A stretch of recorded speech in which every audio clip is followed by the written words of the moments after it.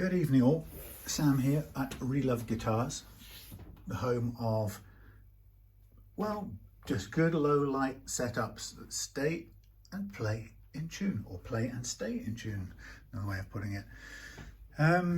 So today we've got a visiting guitar, Ken's Gibson Les Paul, and this is it's visiting because Ken's travelled down and made an overnight stay, so he's off staying with friends, visiting friends, while the guitar is on the bench down here. And sometimes as a setter-upper, that arrangement can be quite nerve-wracking to have a time limit, insofar as what if something went wrong and I had to find a part or get a part or whatever.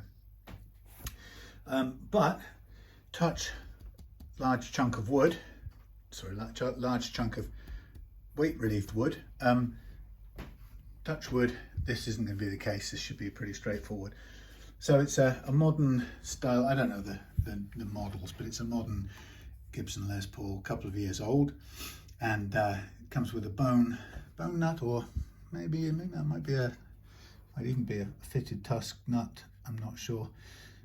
Probably bone, knowing Gibson, but bone nut fitted, and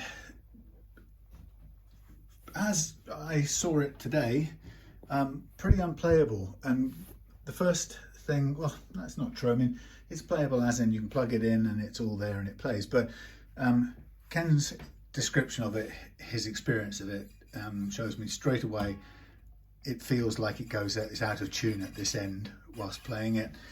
And my experience of this is a very high action, but also very high relief, and some buzzing that's crept in. Oh, and there's a little nick on the strings there somewhere, I felt. Anyway, maybe not. Maybe something stuck to them. Anyway, so yeah, this is a couple of grand's worth of guitar, and in a way this is, I know I'm going to draw criticism from Gibson fan persons, because any criticism of Gibson does, right? Because there's a lot of people that want to believe that paying for the big brand name gets you a certain quality, which of course you have to believe in that to justify you spending the money on it. And I understand that it's very easy to convince ourselves that it's we're getting perfection or a far superior quality of instrument for the money, and I have to sort of challenge that sometimes, because in terms of playability, this guitar is, out of the shop, or out of the retailer should I say, has clearly never been good. Now, is there anything fundamentally wrong with it? No. There's some blemishing or something, or should come off. Sorry, see that on the edge there? So no, there's nothing fundamentally wrong with it. What have we got? We've got a Les Paul with a modern relieved sort of curved thing here. We've got weight relief in the body, a great big nice chunk of mahogany, or is it two pieces? No, it's one piece, I hope. Chunk of mahogany, and yeah, it's a Les Paul with a big chunky Les Paul neck, and it's all intact. It looks lovely. It's got sort of whatever, you tell me the colour. It's got quite a white, sharp, dazzlingly white binding, but it's a lovely instrument. Look at that, it's beautiful. It's sort of the word comes to mind, Pelham blue, but it's not Pelham. Well, it might be Pelham blue for the Gibson colour. It's a Gibson colour with good Gibson hardware and good Gibson pickups, and a switch that's slightly on a slant. And we've got more conventional frets here with no fancy nibby stuff, which is probably a good thing anyway. So why is it unplayable? Well, it's unplayable because the action here was about 0.8 of a mil, nearly a millimetre tall here. The relief in the neck is currently about nearly a mil, it's 0.9, and the last fret action was set at 2.5 down here, 1.75. Now, sorry if you prefer it in 12th fret measurements, I don't do it there, but for various personal reasons. But all I can tell you is it was high. I've lowered it already down just to have a quick look. and you can adjust the bridge down with a hex key, which is much easier than trying to operate the thumb screws. Anyway, so why would I be critical of this guitar? Well, you know, it's got a good brand name. One of the things about the brand name, of course, is it retains its value, which is great for a buyer and a player. It has the pedigree of being, you know, the original brand manufacturer of this style of guitar, despite the fact you can buy millions from places all over the world, you know, for relatively little money, and you can get a lot of guitar. But this thing is a Gibson, and it retains its value, and it has a pedigree about it and a cachet. Well, fine, that's good. Why it's the bit that's a bit unacceptable about it is the setup. Really, that's all I can find right now to criticize. So that's why it's here.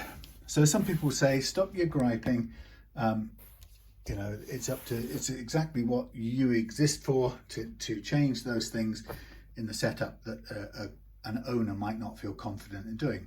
And some people would be rude and say, for God's sakes, why doesn't any owner learn how to do these things themselves? Well, truth is, I don't think many people do. And over the years, throughout history of the electric guitar, not everybody does. And so I guess I'm critical in the sense that when the guitar has a nearly 1mm first fret action, it doesn't need to have it, and it has nearly 1 millimeter's worth of relief. Well, it's possible that the relief might have changed over a couple of years since new by that much. I'm not entirely convinced, but and then at this end, you'd expect the customer to raise and lower the action themselves, and probably back off if they're finding chokes. And I know there's quite a bit of what I would call fret slap on here, and Ken reported a bit of buzz coming in somewhere on a high note up here.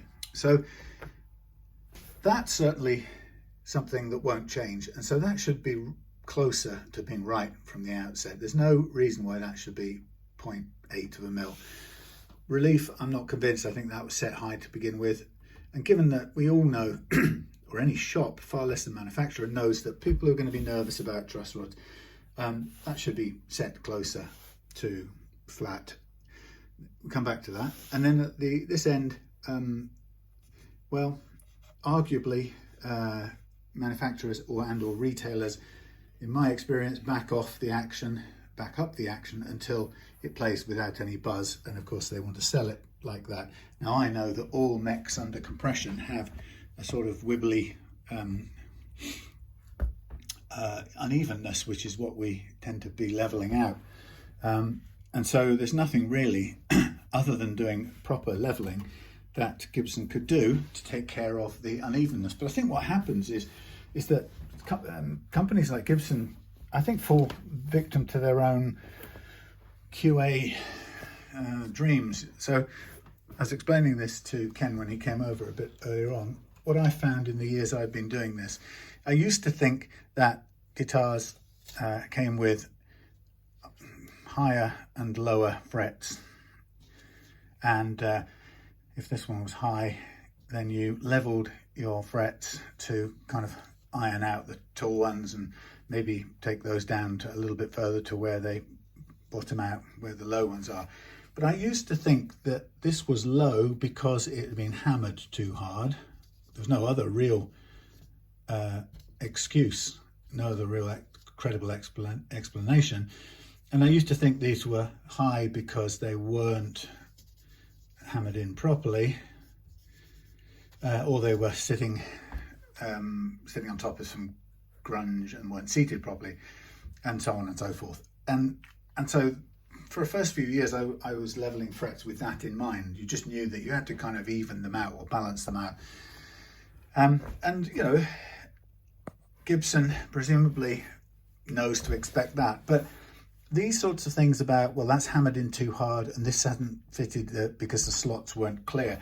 I guess those two things, a company that thinks it's fantastic at making guitars can fall into the trap of convincing itself that it doesn't make those mistakes, because they are problems resulting from making mistakes.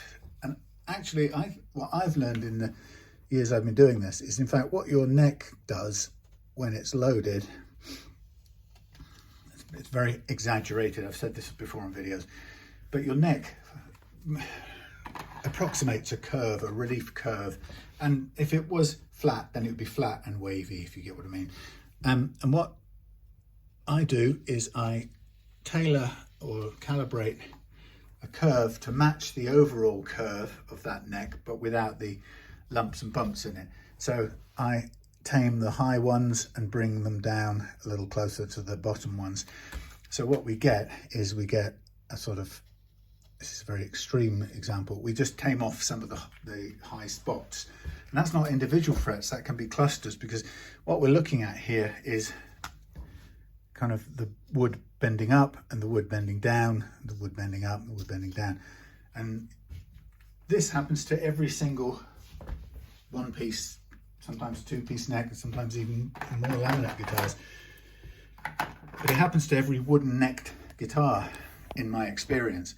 So that it means whether, regardless of how good Gibson's artisans and craftspeople are, they are no more able to stop their neck forming that kind of wood, natural wood vagueness or inconsistency under compression, under loading from end to end, as anyone else is able to control it.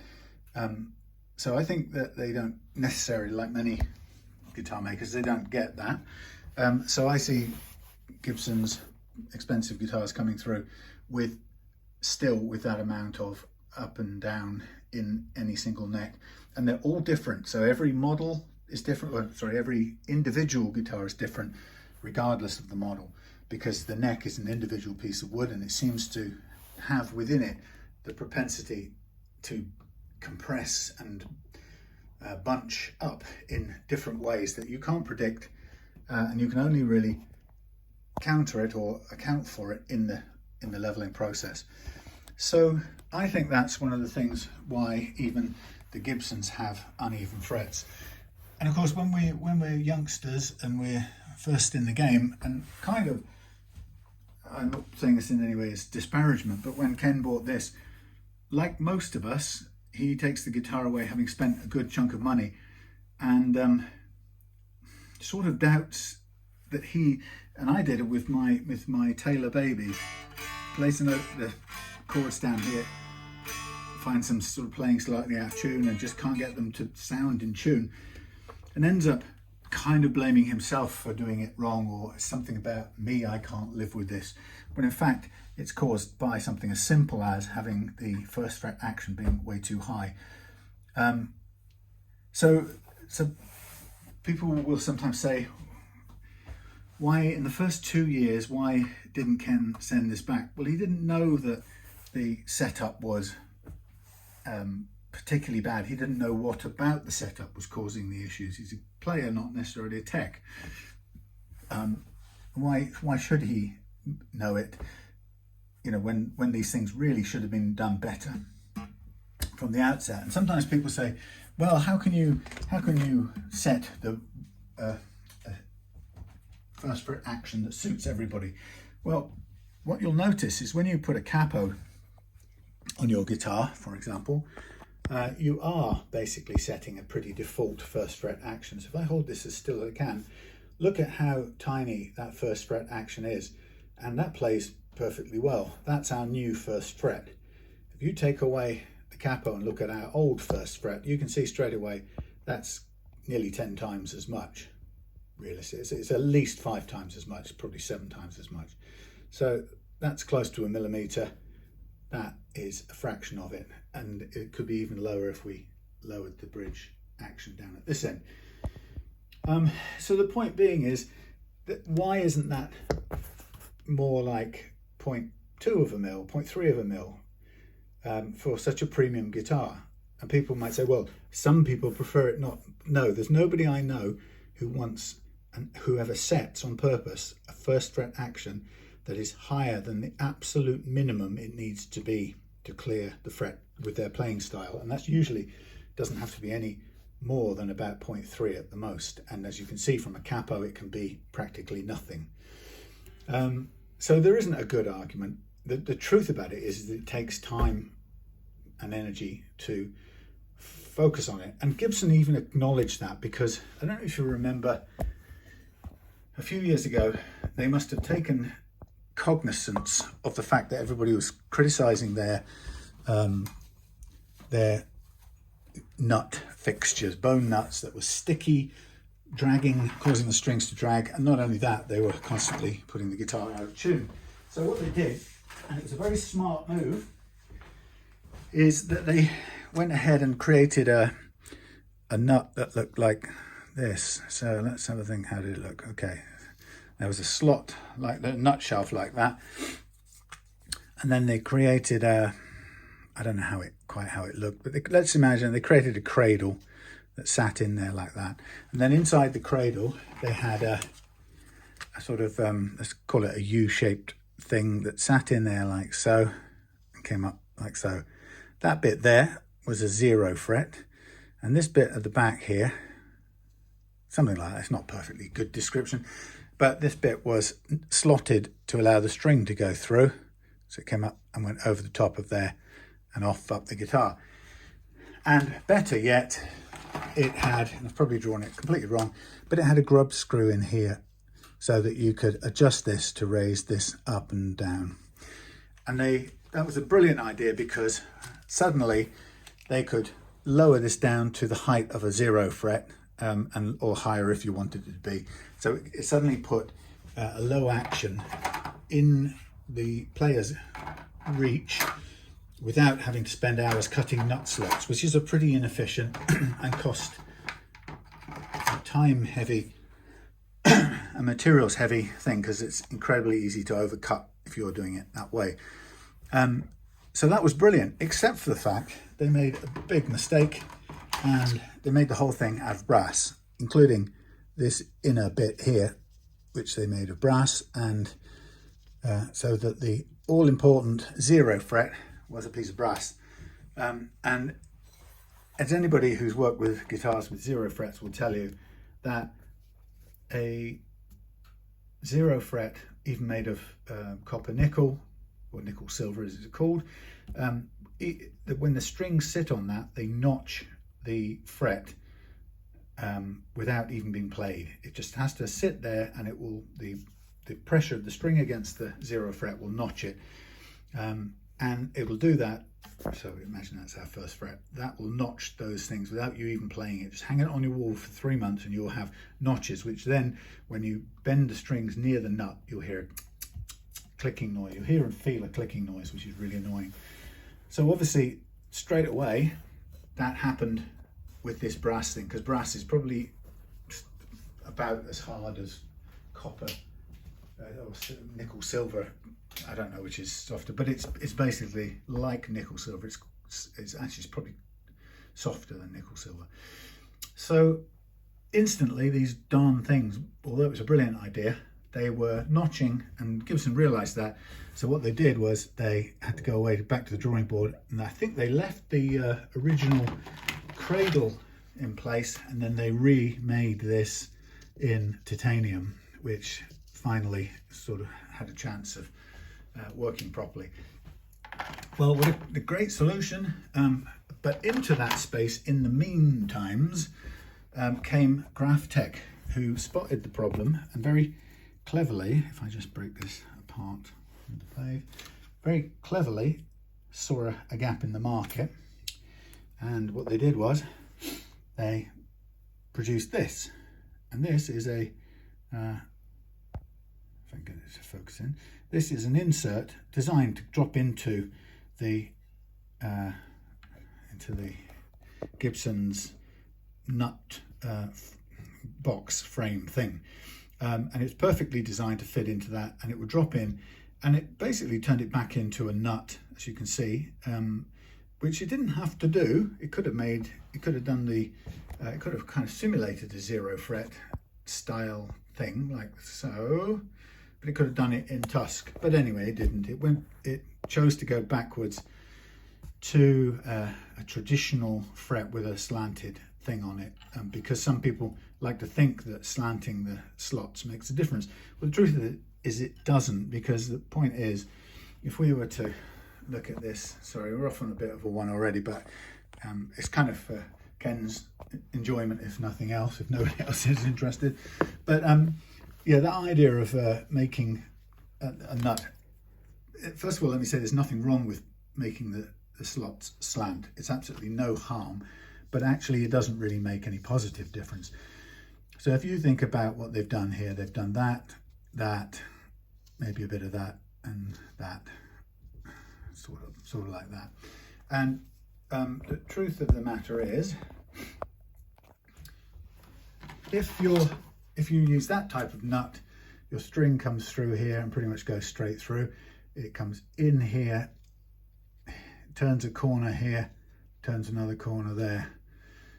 If it does that, it does it even more, and so on and so forth. So either which way you look at it, you're going to have 2 points of pressure against the material by having this. So you could argue it's slightly less efficient. Actually, I would say it's pretty much the same, but it just divides the resistance up in half. Because if you do it with a straight through nut to a Gibson style headstock, you might have your whatever, I'm not going to work it out, something like that. And we know that it's going to come in here straight on all of these.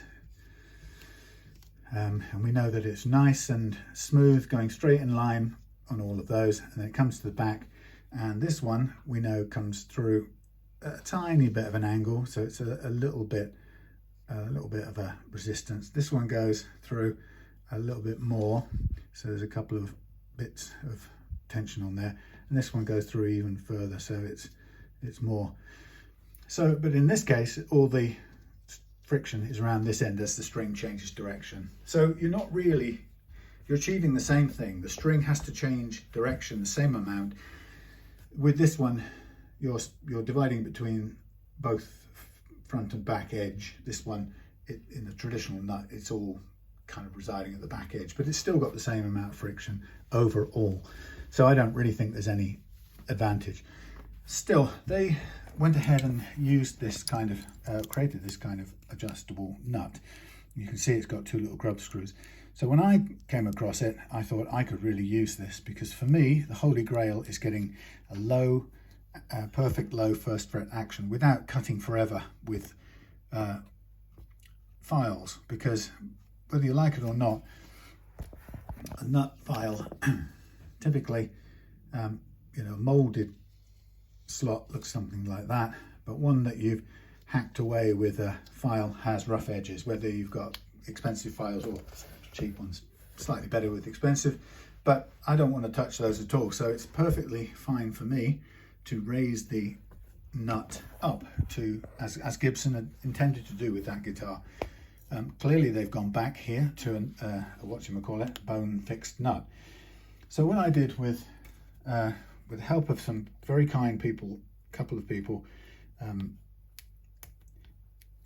over time who've helped me, they've taken this bass. I used to make a bass for this out of milliput or some other, I tried various other hand crafting, moulding kind of putties and resins. It's quite messy, but I was so keen to use it that I made it work, until a couple of friends came and offered to help me by making them on 3D printers, and that's what's happened here. So typically now what I will use is I will use this with a little brass strip inside of there. I sand off the grub screw bottom so that they're flat to spread the load, and then on top of, it'll sit in here on top of the brass like so, and that will then replace this, and I will just sand it down to a point where the strings, when everything else is all set, the strings will sit just on the first fret, and then I'll use the tiny little hex key to raise it up. And I said to Ken this morning, that's really neat and easy for me to fit the nut, and it also gives him an option to do what I always advise with the height of the first fret over the strings over the first fret, as much as with how much relief do I need. The answer is only as little as you need for your playing style. So with an adjustable nut, I can set it for my playing style, but if his playing style is lighter and he can go down a bit, that will make notes and chords played at this end not only easier to play, which is one of the big benefits, but the main one ties to what Ken reported about this guitar when he brought it in, is that because it's currently so high, that what happens is when you press down, you are pushing the strings slightly sharp to fret notes down here. Now there is an argument that if you've got the lightest touch in the world, you should be able to fret without making it go sharp. But the truth is, if this is higher this is, the less likely you're ever going to be able to do that, particularly around the G string, sorry. But it means that typically the effect you'll get is that when you play an open chord like D, those three strings there, top three strings, will be fretted on the second and the third fret, and these will be open. So if you tune them all relative to either each other or using a tuner, and then you play 3 fretted here near the nut when the first fret action is too high, and 3 open, these 3 will be in tune with each other but slightly sharp, and you might not notice it on their own, but because you're playing 3 open on their own which aren't fretted, they will be in tune slightly flat of the notes you're getting when you're fretting the top 3 strings. So that basically ends up making a horrible sound that people who are, doesn't matter how good a player you are, if you're musical, you'll hear that difference. And certainly Ken is what taught me about nuts in the first place, and that's why Ken brought this to me today. So that's a long-winded thing, and I'm sorry that I don't go through my videos and put timestamps in for everything. It would take me too long because I don't watch them all through. I speed edit them because they don't make me any money editing, I have to say. They serve a purpose, but it's not, it doesn't pay direct cash back, and so I don't edit them the way you might see others of your favorite videos edited for enjoyable entertainment. So with this guitar, what I'm going to do is I'm going to set the 3 principal components of the playing action. We already know by playing it, I already know by playing it, and Ken does, what's out of whack. We have, in order that I'm going to adjust them, we have first of all too much relief. Okay, we had too high, what I call the last fret action, but it's the action at the bridge, towards the bridge end. It means how high is it down here. And then last of the 3, we have too high, unnecessarily high first fret action. Now, evidently, these strings are all interrelated with each other. And of course, if you adjust one, the others will be affected. What you need to know, or ideally would be good for you to know as a player, is how they interact with each other. So what do we mean by relief? Relief is the amount of curvature, if any, in your neck under load. What's the last fret action? Like I said, it's the height of the bridge above the body of the guitar, and therefore the height of the playing action as it comes over the last frets of the guitar. They can be set by the bridge. And then the first fret action, height of that is set by your nut as the string comes up through there, out over the top, and then we say there's our fretboard and there's our first fret. And we set that by usually cutting the slots down to a certain height, or shaping the nut so it leaves the slots at a certain height, or in the case of this guitar, we're going to set it with the adjustable nut. So those 3 things are interrelated. The first thing I'm going to say, just though, before we go into the interrelationship, is people say how much of any of them, because people want set figures. Unfortunately, I don't aim to give you any. I go in this one as little. No, actually, I'll write it slightly differently. I'll give you my advice, and this always works. A tiny bit more than none.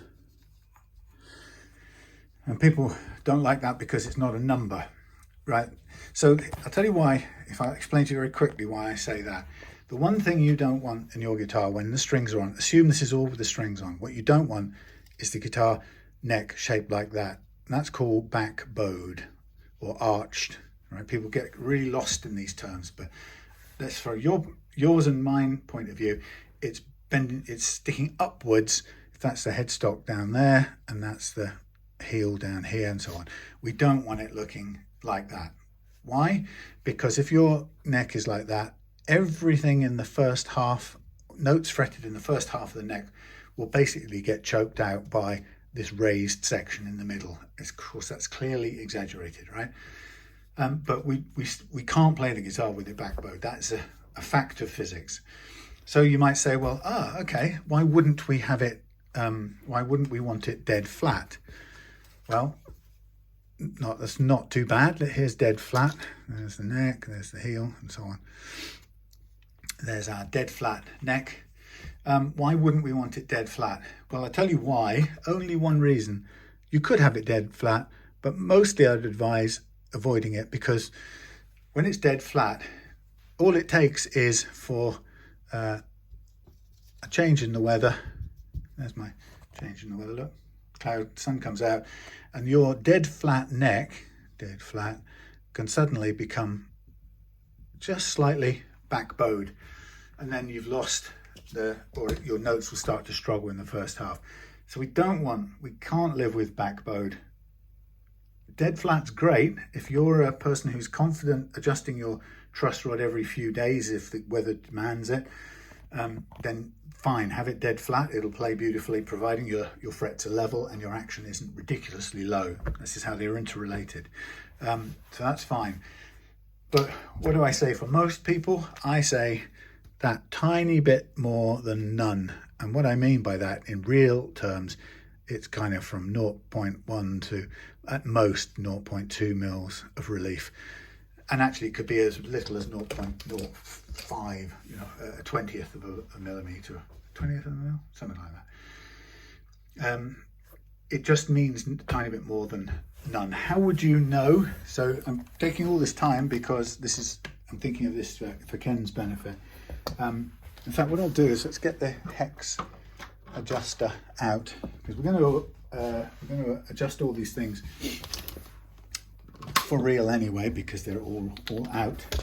So the first thing we'll do is we'll adjust the relief. We've got the strings on at the moment. We are going to change them for a lighter gauge, so I will bear in mind at the end that this may need readjusting, but for the time being we're going to pretend that we're going through all the way on 10 strings, 10 gauge, but it doesn't matter, whatever gauge you're working on.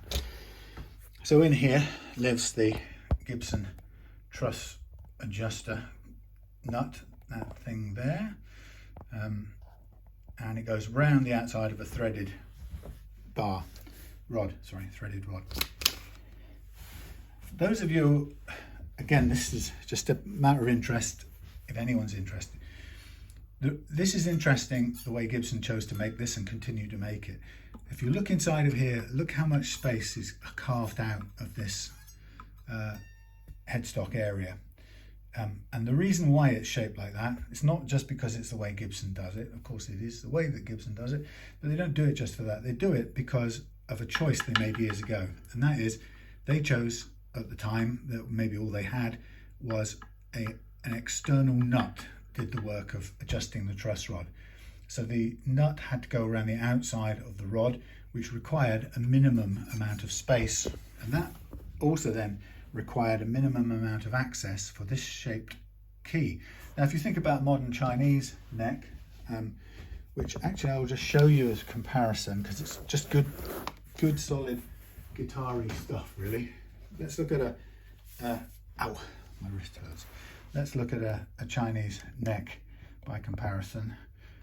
That is it's different style neck, obviously. This is a Strat style, but it's still an adjuster, point of adjustment, access for adjustment.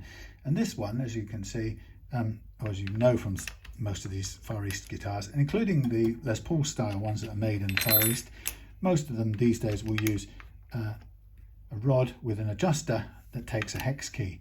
But together, the hex key and the adjuster around the outside of it as you can see, make a far finer hole. See how narrower, I should say. So see how little material. If I keep it still for you, I'm sorry about this. If I had my own cameraman, it would be much better. Yeah, so you can sort of see now how much less. Come on, Samuel.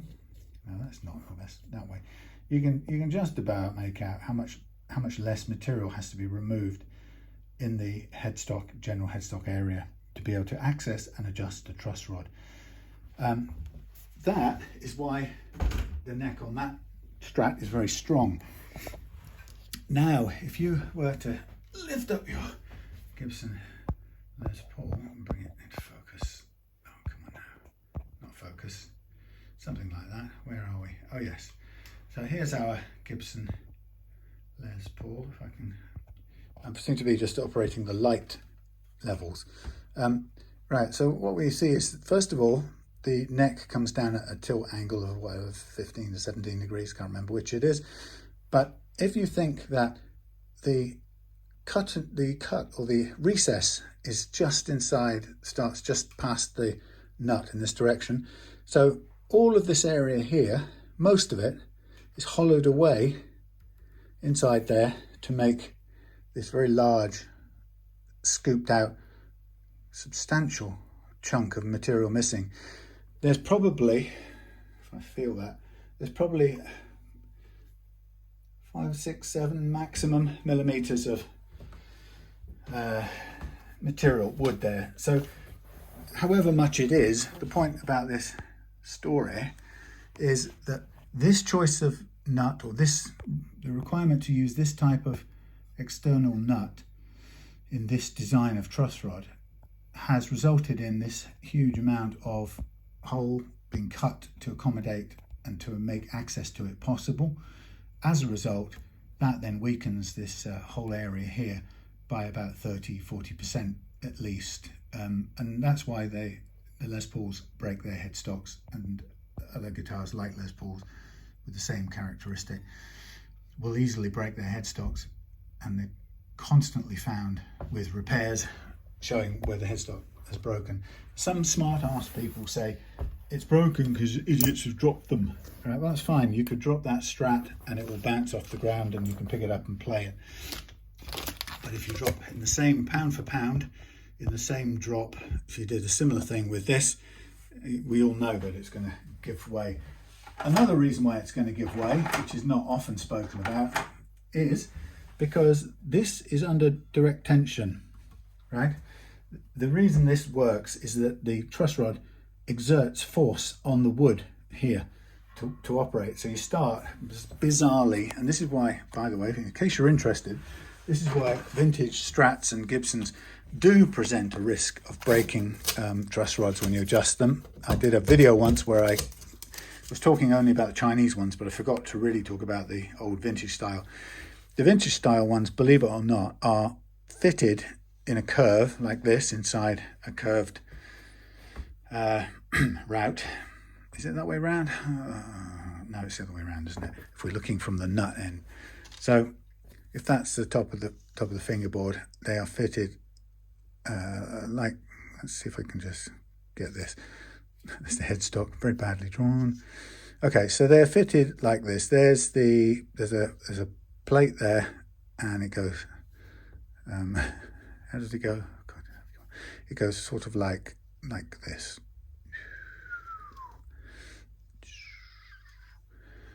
Down to the other end. So that's it's installed bent, and what happens is when you tighten the truss rod adjuster, you load it up. Basically, this plate here, this metal plate, it's biting the thread on the rod, sorry, but it's holding itself by pressing against the wood. So there's a kind of recess or slot in the wood. So it stops itself against the wood, so that when you tighten this thing, you are compressing or pressurizing the wood itself in order to pull this rod through and straighten it out, because this end's held too. So you're pulling the rod against both parts. So you've got a load of tension here and a load of tension here. And that pulling the rod out, forcing it out, it can't do anything but straighten out. It tries to pull this bit here, but because it's fixed in the wood, it can't pull it this way. So what it does is it pulls the curve out of the rod a small amount, and it kind of bends down and counters the bend, or it's the other way around. I think I could have even drawn it back to front. But anyway, the point is, the thing about the vintage Gibsons and vintage Fenders is that the force that does the straightening is applied to the wood of the guitar, and that's done. You can sort of see where that occurs, because if we look at this very closely, the rod is in the middle there, the nut is on the outside there, that kind of bullet shaped thing, and here is the metal plate which is pressing against the bulk of the wood in the neck here, and then beyond that is the bare, or the normal rod running down to the other end, whichever way it's bent, up or down, I can't remember, but I guess it's going to be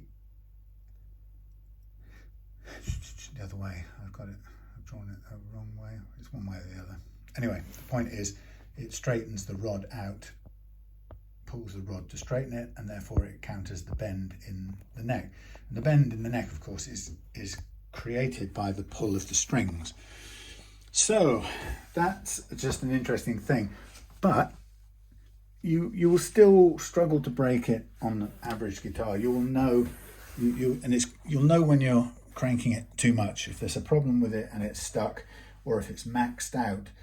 There's a point beyond which, on this kind of guitar and the old kind of classic Strat one with the skunk stripes, not the copy ones, because they're often aesthetic or artificial, but in this kind you'll know when you're reaching a point where it's stiff and you shouldn't be pushing much harder, much longer. But for most normal operations, you'd have to try hard. Even with this, you'd have to try hard to break the neck.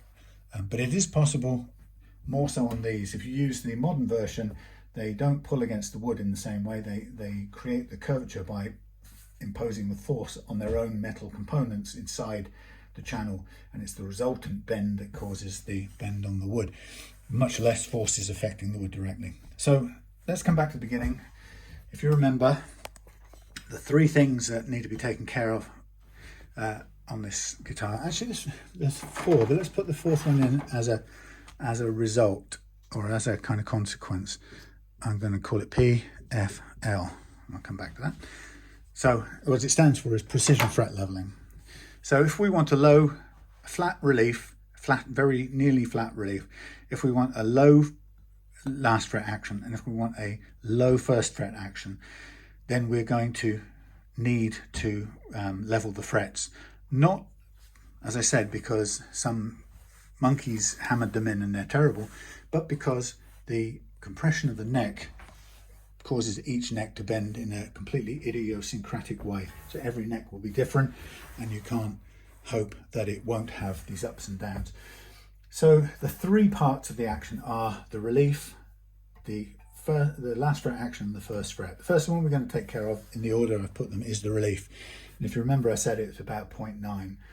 Now 0.9, when it's at 0.9, it makes the guitar feel very tall around the middle, tall to play. So it makes the action towards the middle feel tall, and the reason is fairly simple. If you just draw it, here's our neck with loads of relief, and up here at this end the strings kind of seem, on both ends actually, they seem a bit lower, but in the middle here they seem strangely high, and it can make an incredibly large difference,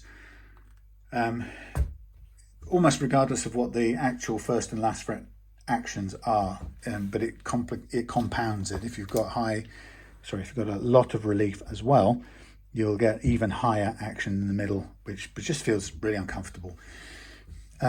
Some people, as you notice, I've said it changes the feeling or the height of the action here in the middle. Some people think that when they get a guitar and they have a high action, the first thing they think is, I've got to adjust, or they get advised by people to adjust the truss rod. This isn't where you go to adjust your action. Yes, adjusting the relief changes the action, particularly around this middle part of the guitar, as I just said, but it's not the place you go to change the action. The place you go to improve the action on your guitar is primarily by adjusting the first and last fret action, but also as a part of that process, we try to level out or nearly flatten the neck to begin with, and then we take care of the other two components of the action. So if your action's high, don't just reach for your truss rod. The truss rod is only there to let you counter changes that may occur in the maybe from changing your string gauge and it pulls more and it gets more relief. If it gets more relief because you put on a set of 11s, you get an action that suddenly feels higher in the middle. So your job is to tame that back to nearly flat, so you have your new gauge of strings, but you don't have to sacrifice that lovely flat action you had before. So you get what I'm saying?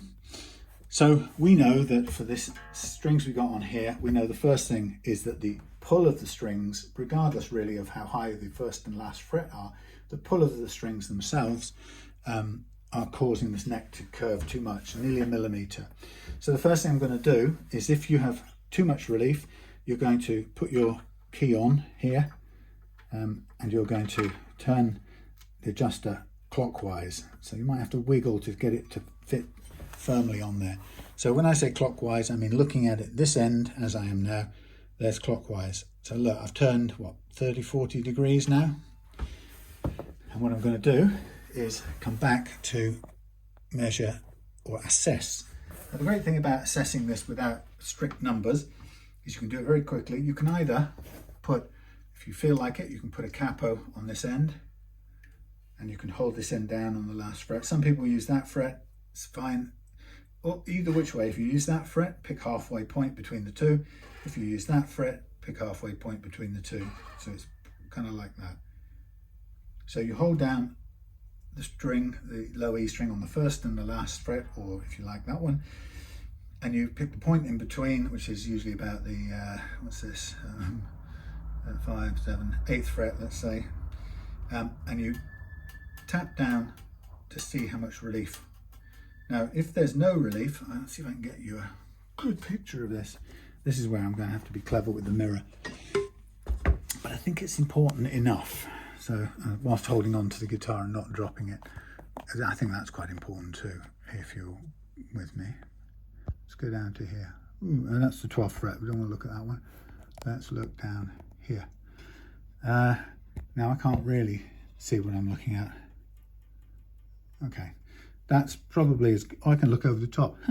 Right, holding down the first and last fret. Let's call this my middle point there. Let's turn a bit that way. There we go.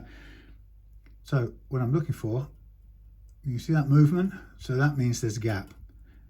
You can hear that click? That means there's a gap. So that still tells me there's a lot of relief in there. And if I were to measure that, I would tell you that's still about 0.3 of a mil. So that first 40-degree turn has quite safely removed about 0.5 of a mil, half a mil of this excessive relief. Now what I'm going to do, again, sorry about the terrible, I can zoom out. I'm going to do the same again because I need to flatten it even more. And I take this and I'm going to do another 30-40 degrees turn. I wasn't particularly fragile or careful about it. I just put it in there, turned it, it turned freely. Nice. I mean, that's one thing about a nice new guitar, is that it will behave itself usually. Okay, and now I'm going to hold down the last fret. Now, on a good condition guitar like this, I'm seeing the effect straight away, and as you should. Some people insist on leaving it a whole 24 hours and then making the next adjustment. If you want to do that, and you can, if you've got a good experimental stroke evidential reason for doing it, do it. But I don't. To me, the effect is almost immediate, or pretty much immediate. So I can see here that I'm down to about 0.152. Again, that's still not quite where I want to go. Remember I said I want to go to slightly, a tad more than none. So I'm going to keep going on this, and I'm going to do two quick 20 movements in one go. And I'm going to hold down both ends again, see where we can line up. And I'm holding down. You can do this with your thumb if you hold down with your little finger. Now that's still a gap, but that I can tell that is practically none. There's almost no space. That's absolutely perfect for me. Now, the first thing you'll notice if you had your guitar in tune is that once you've dialed out all of that relief, your guitar will change tune because your strings are being pulled differently. Or the tension on them is different. So let's just tune it.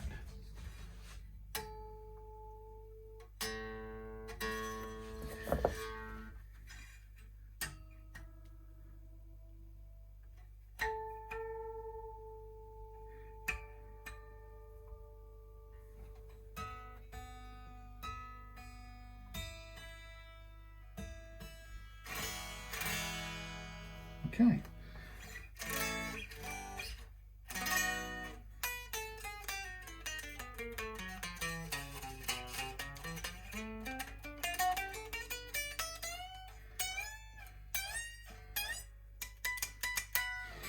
So at my chosen last fret action setting, which I've already done, but I'll pretend I haven't. So let's go ahead and choose my last fret action setting. I'll do it a long view. So what I would do at this point now, I'll do the last fret one because it's usually the grossest one of the two, the biggest one of the two. But if I know I've got an exceedingly high first fret one, I'll take it into account as I'm thinking about this one. So let's go now and look at this. I'm using my gauge thingy, fret gauge, and I'm just gently pulling it to see. Now we've gone below the one now. So I'm now going to just dial this back up. I want this to be at the 125 mark. I don't want to push this it probably could get away with being as low as 1, but let's not kind of over stress it. So I'm just going to dial the bass and treble sides until I've got 1.5 mils on the last fret here, which is my working target that I know from experience works really well with Les Pauls. And again, slight change in pitch because I've changed the tension. And then we're going to look at the first fret action. Now this has changed quite a bit, but it's still too high and I don't want to be cutting with nut files and stuff. And we already decided we're going to put on the whatchamacallit, the adjustable nut. So I'm going to slack off the strings at this point. So you notice how much, what's the word? Imprecise, I suppose you could call it. The adjustment with the truss rod was. I wasn't afraid of it. I, made a 40-degree turn. That's a 40 and 30, 36. Help me. 4/8, 32. An eighth of a whole turn, I suppose, each time, and I did kind of 3 of those in total. So it was nearly a whole 3/8. No, about half of a whole turn. Okay, to get it where I wanted it, and it's absolutely fine. That's exactly the range of adjustment this thing's designed to make. The opposite works, of course, which I didn't say, but rather than go backwards and set it the other way, don't forget, of course, if we went from too much back to nearly just shy of flat in the relieved side, but let's say you come to your guitar one day and you do a test and you find there's 0 click at all, we know from that, if there's no click, we know that your neck is backbowed, either backbowed or so flat that the strings are lying on the frets. And either which way, we know that that's not going to be good. So we want to take it down from this back bow position. So if you're back bowed, what you do is you put in your adjuster and you go start there and you go counterclockwise. So you go that way, stop, check it. If you can see a fairly big gap that looks like it's a 0.1 of a mil or 0.2 or whatever, come back this way a little bit until it's just you can feel it just run out of space, then you know it's flat, and then go back a little bit until it's just on the relieved or curved, downwards curved side of flat. That's where you want it. But now, you see, having shown you you can adjust it yourself without any fear, then you're going to be confident to leave it, set it up, and then if it changes over the next season or whatever, and you take it out of this box, and typically, if we set it dead near flat, which we're going to do, typically what you might find is a couple of months from now, you come back to it, and this has, you pick it up, and suddenly there are notes choking or buzzing down here. Instead of panicking and starting to worry about the either ends, take my word for it, the only thing that will have changed will be the shape of your neck. And if it's buzzing anywhere near in this first half, or even down here, the chances are the neck has changed shape. And certainly if it's losing notes down here, then it's gone too flat. And what you're going to need to do is, if it's too flat, it means it's too much this way. You want to basically slack off in the counterclockwise until you release the pressure on the truss rod, which allows the natural pull of the strings again to pull a very slight downward curve, and that will get you out of the seasonal change. And that is all you need to do for those seasonal changes. Okay, so now we're on to the fun of the changing the nut. I'm just having a quick look. It's interesting when I talk to people look at these things, and I talk about removing nuts on these guitars, and everybody has their own opinion and way of doing things, and some people get really freaked out at the idea of removing nuts. But again, it's one of those things that the nut is so important in the playability of the guitar that you really want to be to get comfortable in doing it. Now, the slight problem with this, I'm going to put a string spreader on here because I need, why is this so, did I bend that? It's a Uri Geller, it's bent on its own. I need the nut slightly out of the, no, I need the strings out of the way while I make an adjustment to the nut. That's really weird. Oh, that's on. It's not doing anything because I've taken them off the side. So I'm going to gently cut the, put some finish over here. So I'm just going to, I don't know if you can see that still. I'm just going to very lightly, this is what I'm slightly annoyed about, getting in my way. So it's not going to be the most graceful of operations. That's better. I'm going to use my blade to just cut down the side so that we can remove the nut without causing any splintering of finish. And again, we go across here, and it's a sort of an acquired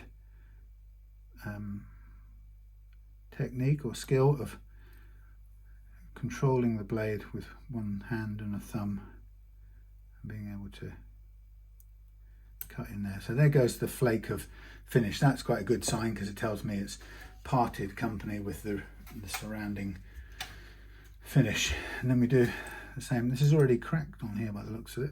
So we do the same along here, and we'll put that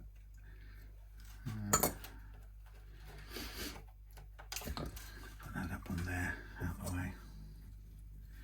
I don't know if you can see too close, but so what we've got is we've got a little bit seated in there, so we'll just push that bit out there, and then we'll come across there.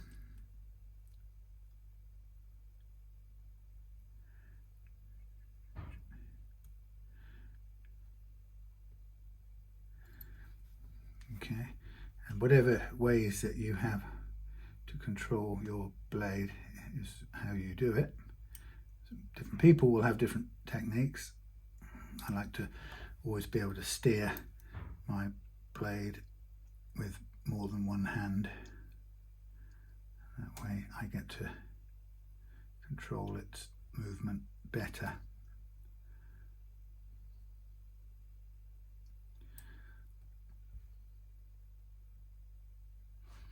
And keep your fingers out of the way, and there goes the little covering piece. Now obviously we're not going to replace that. I mean, we could spend hours doing it, but it would take more than this turnaround for today, getting it back tomorrow, and it's a very small part of the aesthetic really. So the first thing I'm going to do is I'm going to test, have a little feel at the way this is glued in, and I can see it moving, so it's got a little bit of movement there.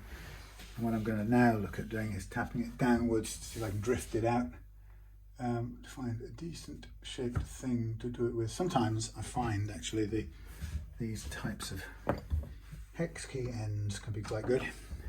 And again, you'll see that at the point at which I'm doing it, I will support the guitar on the thing. I hope you can see. You won't be able to see because my hand's in the way, but so this is it's drifting very slowly. So it's coming out. I'm going to take these off and just see if we can encourage it. I didn't score along here because it's not actually glued to there with the finish. But let's see if we can get it to comply. So these strings are slightly in the way for this at the moment.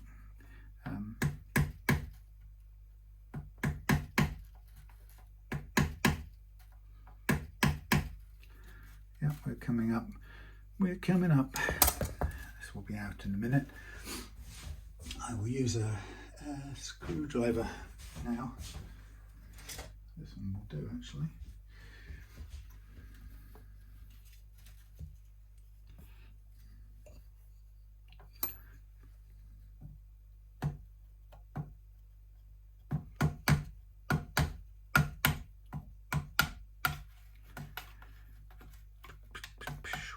So there we have the release. It's very tightly fitted, so I just have to gently pull out a tiny bit. Actually, it is a very tiny bit of glue on there, but that's what you'd sort of expect. So it looks like it's been placed on and then the glue has been sort of dropped down the side. Okay, so that's nice clean nut shelf. Can you see? Just about. Nice clean nut shelf, and we're going to replace it with this. And this, by straight away, I can tell it's too narrow, so we're going to have to do some work on the adjustable nut. But I will probably do that off camera.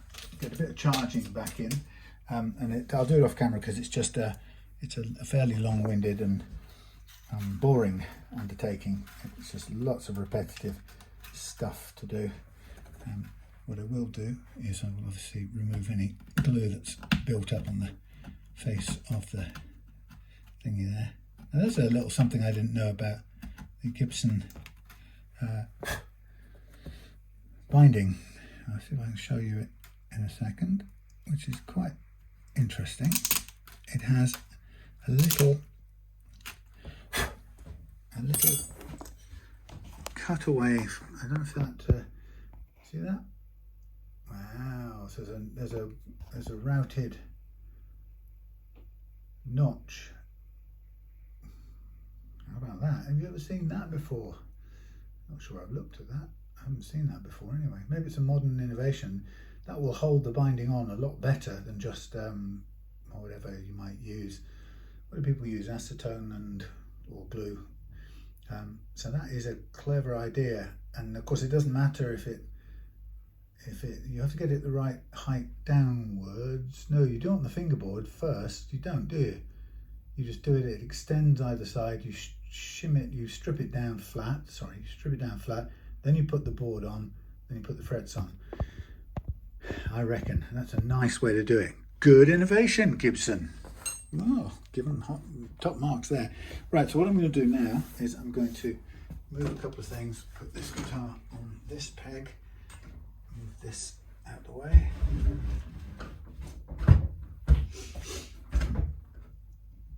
You go on there, you go over side here. Square mini neck. I'm going to hang up thing. Right, see you back when I've charged up and I'll have fitted the nut, and then we'll move on to the fret leveling part. See you in a minute. Well, there we go. Adjustable nut fitted.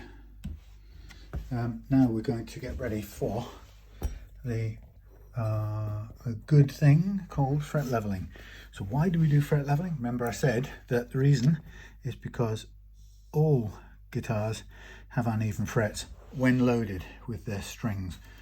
So that means that if you want a low action, if you want a nice flat relief, as flat as possible, then you have to be prepared to level your frets. And my experience has been that because the level frets or the uneven frets are caused more by the compression of every single neck in different ways, but then despite that all of them experiencing compression and therefore a bunching effect, then what you need to do is you need to be able to level the frets.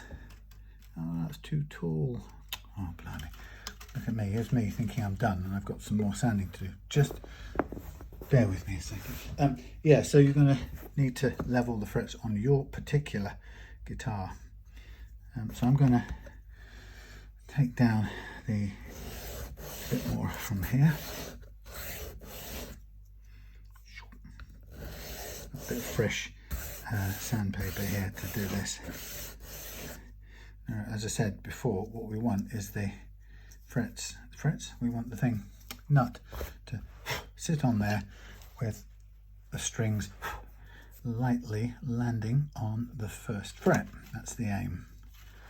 So I just basically I've done all the width part of it. Now my job is to get it down to the correct height. So a little bit more. It's all going well.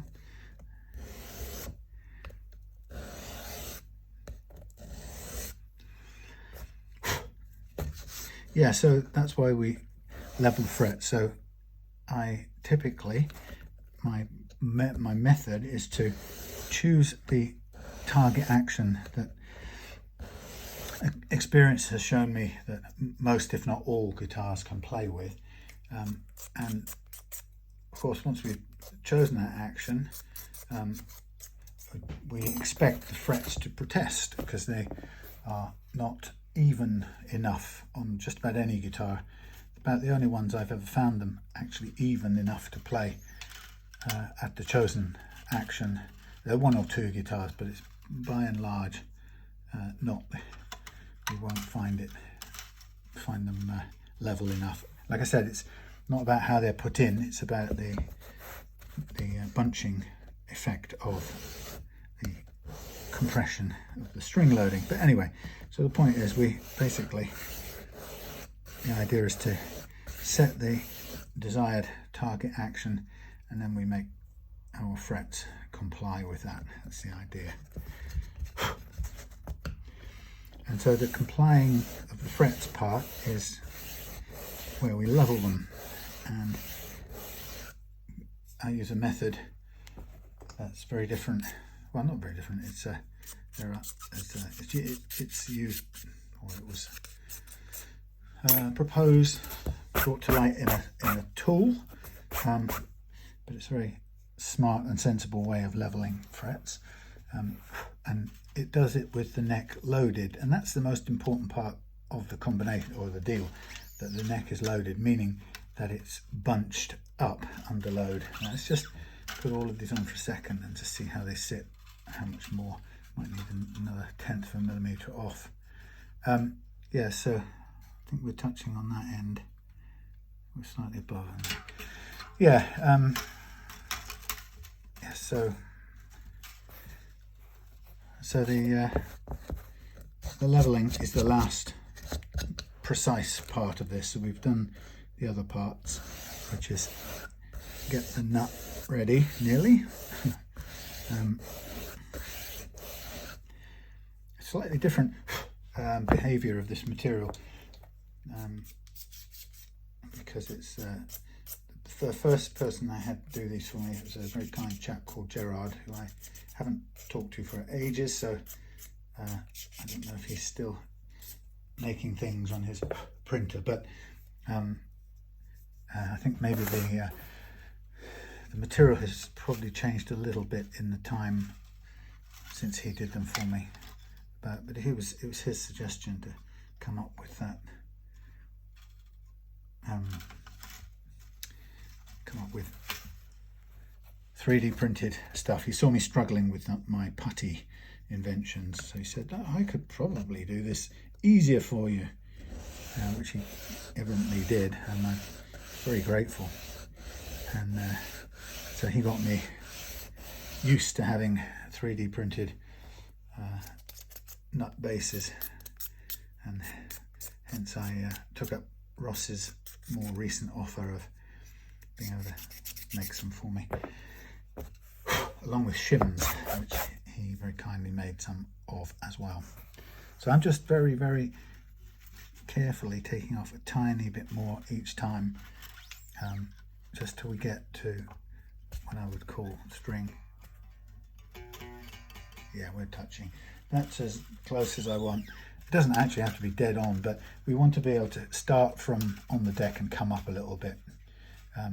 So I'm gonna, obviously that's going to sound terrible, because like all of these things, remember I said it's going to protest. It's not going to want to play. What on earth is the strings doing here? Get out of the way. Right, it's going to protest the action I've set, but we're going to make it comply. So you can hear the strings touching the first fret. That's not a problem. We'll just get that all slightly tightened. The frets are marked up with marker pen, which is our guide to how the leveling is getting on. We'll see how that works in a minute. So that's terrible, isn't it? Well, that's okay, because now we get the, what do we call it? Well, first of all, we make sure that everything's flat in the slot, which it is, and then we raise up the playing action off the deck.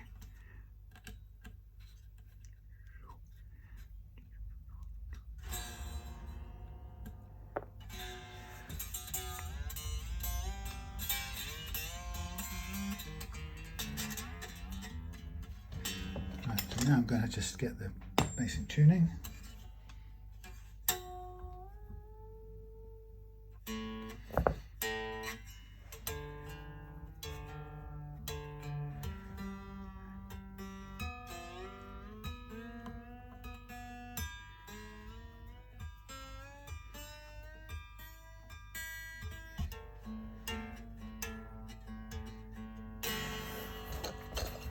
Lovely, very low. A little bit of filament just flaking in there. So we are really low.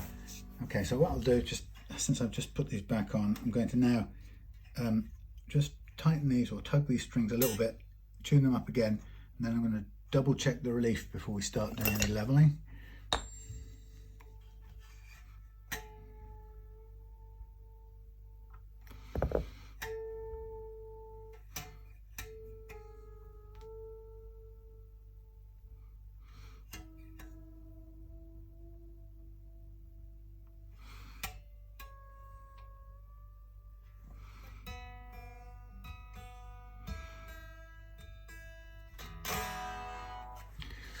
Oh yes, check the relief,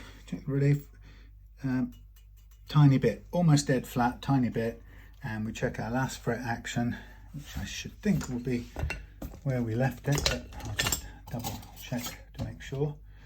And then we'll be ready for the leveling using this super method, which I call the banana method, but it was, I think, first introduced with a tool called the katana.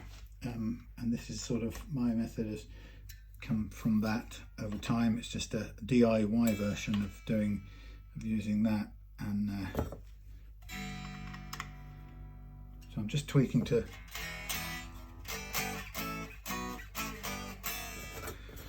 Right, okay, so here we have the neck, the action set, the relief set, everything where I want it. So now I'm going to use this super duper tool, this improvised tool. Where's the brush? And I'm going to use it. Its purpose is to basically level the frets, but taking into account that little bit of curvature or relief. And so because I'm leveling the frets with the strings on, I can stop leveling when I know I've got the frets level to the action I've chosen, so I don't take any more fret metal than is necessary. And I can also I can hear the frets improve as I go along, which is a great thing because it's already strung up. So basically what I'm doing now is I'm calibrating the leveling bar, which, yes, is a U-channel truss rod with 400 grit paper on. And just to reiterate, remember I said before, we've got, and I can get rid of this now since I've done the nut and I don't need those measurements anymore. So what we've got is, we've got a neck that's slightly curved and slightly bumpy. And we're going to take, that's what I do, is I use a 3 points, 3 brass feet, if you like, brass nuts, and I basically use them as a marker point to lay upon and tune my curved leveling beam to that curve.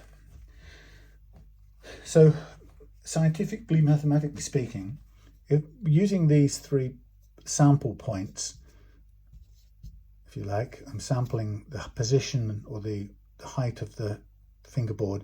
And those 3 sample points, S1, S2 and S3, kind of sample the curve in a crude sort of way. It can only snapshot 3 points of it. But when I calibrate the beam bends in a much more smooth and linear fashion. And so when I calibrate the beam to those 3 points, what I get is I get an approximation of that same curve, but without taking into account the bumps as much. So it's if you laid it directly over it, the bumps would come either side. And that's actually what we're going to do, is we're going to part of what we do is we bring that curve down carefully, side to side, little movements side to side. We bring it down onto that uneven curve, and in doing so we can basically remove some of the high spots, the hills as I call them. And in doing so, what we're able to do then is to gently let me just get a piece of sticky tape. What we do is we then basically take some of the extreme top points off the hills, and in doing so we bring the overall shape down so the tops of the hills are closer ultimately to the bottoms of the troughs of the valleys. And that's really what this whole thing is about. So I'm just going to lean this on the side there. I'm going to spread the strings there, like so. And then with my leveling beam, I very carefully, with pretty much only gravity, I give myself a leveling back and forwards, and this small amount of movement backwards and forwards broadly keeps the overall curve and maps it on top of the fingerboard's bunched curve, if you like. Okay, and then I stop and then I look, and what I can tell, it's hard for you to see, but I've got a high spot there. Okay, cutting a bit higher, a bit higher, a bit higher, cutting, a bit low, a bit low, bit low, bit low, bit low, low, low, coming back, cutting. So we've got a couple of low spots here in this neck, here and here. So we've got a little bit of up and down all the way along, but we've got a couple of lower spots, and those low spots are going to be the ones that, if you like, dictate whether or not we get chokes and what I call fret slap, buzz or fret slap, especially when playing the higher notes up here around those troughs. And the thing about the shape of a neck is this: if it took me quite a long time to realize this, but when you start leveling, you sort of think you're taking down individual high frets. But in reality, what you're finding is, let's say you've got this kind of high and low spots. If you are say, well, we know that the frets go all the way along there in whatever sort of order, and then they come together a bit closer and so on and so forth. But if they're doing that, then what happens is, if you are fretting on this one here, your string comes down there in a straight line to the top of that fret, badly drawn, and then it tries to go from there up into the bridge. And you can see that this low one here makes this one appear high, and if that wasn't low, this wouldn't be in the way. So it's not the fact this is essentially high, it's that this is low relative. So it's all relative, but the trough in the hilly hills and valleys, the trough is what dictates most of the time what you can do, because the trough then makes the next one, which might be completely normal relative to anything else, but it makes the low one makes the next ones high. And so you still have to tame off these highs, because you can't live with the lows getting in the way, if you sort of see what I mean. So it's the low ones we're dealing with, but it's across this whole topography of the neck, as opposed to thinking about just one fret here and one fret there. So what I do, and this is why the method is really good too, is that if we just take off or put the string back in without breaking it, what we can do obviously is we can, every step of the way now, we can check the playability of each string.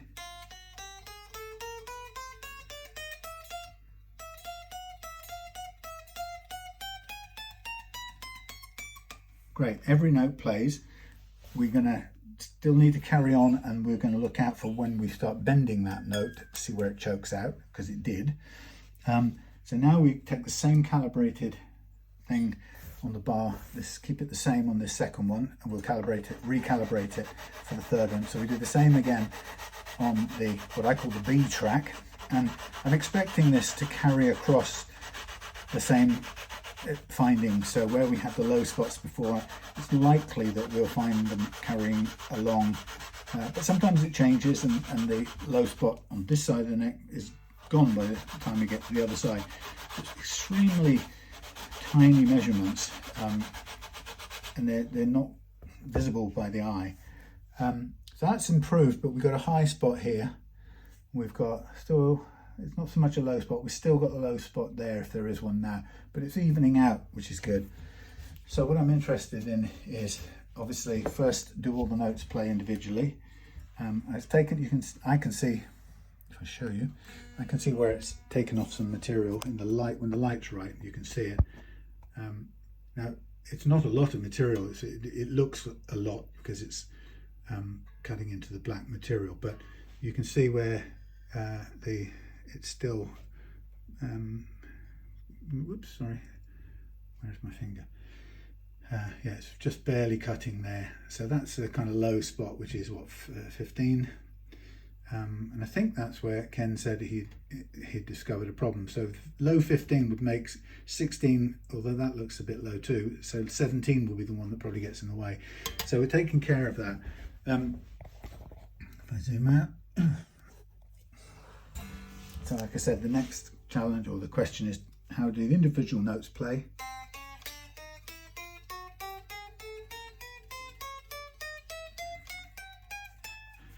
Good. Now I'm going to be interested now in bending.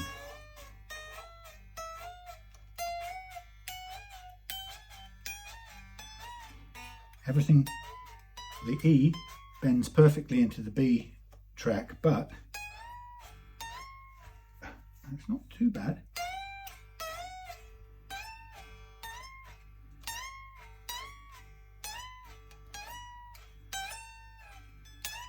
little bit of choking out there, but it's not bad at all, and that's partly because we've leveled it out, flattened the neck out as well.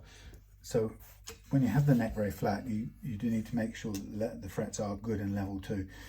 So this is what I would consider very light fret level. It's nothing like putting those good old-fashioned files across it and scraping it. You can, it's not that horrible noise one used to hear. And the adjustment is so tiny. Again, you can't measure it. This calibration is how you tell whether you're matching the curve. In fact, that's now still needs a bit of slacking, and it's only by trial and error. Some people, when they use this truss rod, you can find you can actually adjust it by hand. You don't even need to use the hex key, but I sort of got used to using the hex key just to give me the precision over it. So that's calibrated right. Now I'm going to do the G track, and again I move the string out of the way, this time onto the B track, push the string out of the way that way, and then again, I'm not really even pushing, I'm just using gravity because they're in pretty good shape and I just want to clear them up. It'd be interesting to hear whether or not I can clear up the fret slap on the low strings. By definition, the low strings will always have more of what I call fret slap because they move more. So you might have all the high treble strings playing nicely. I can see here that the flat spot is still here and definitely still there, and that's on the G string, so that we're not even touching that 15th fret as far as the G string is concerned at this level of leveling. So I would kind of expect maybe to hear the G string notes possibly struggling a bit, but if they are, we'll carry on and do a little bit more leveling.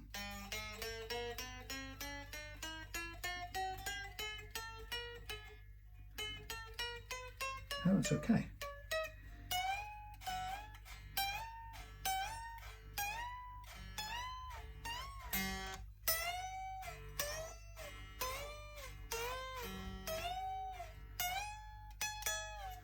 Pretty good.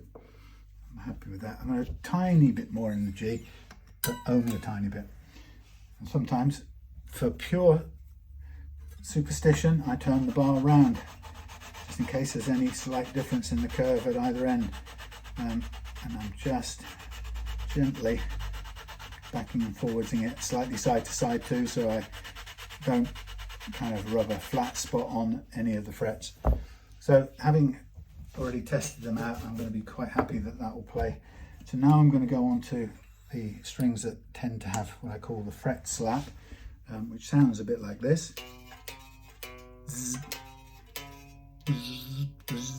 That follows on that note. So the aim here, and the reason they're doing that is because we've got a very flat neck, very low action, and the strings need a certain amount of space to rotate, and either we can't buck that, they need to rotate. We either give them that space by moving the action back up slightly higher, which we can do, or we can do our best first to make sure the frets are level.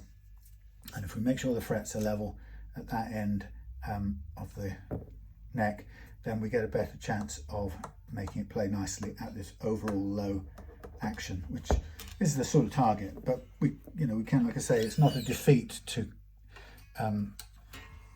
compromise, is back off. I know that 1.5 and 1.25 and a sort of spread in between is not a bad, or it's an achievable playing action for Les Pauls generally, whether it's Gibsons or whether it's decent quality copies. And I will include, for example, Harley Benton. Harley Benton construction Les Paul isn't so vastly different in its makeup than the Gibson one. Of course, there's some difference in quality of finishes and some of the hardware and stuff, but essentially it's a big sort of mahogany style body with a cap of some sort, with a fingerboard and some frets. They're not like galaxies away in terms of their construction.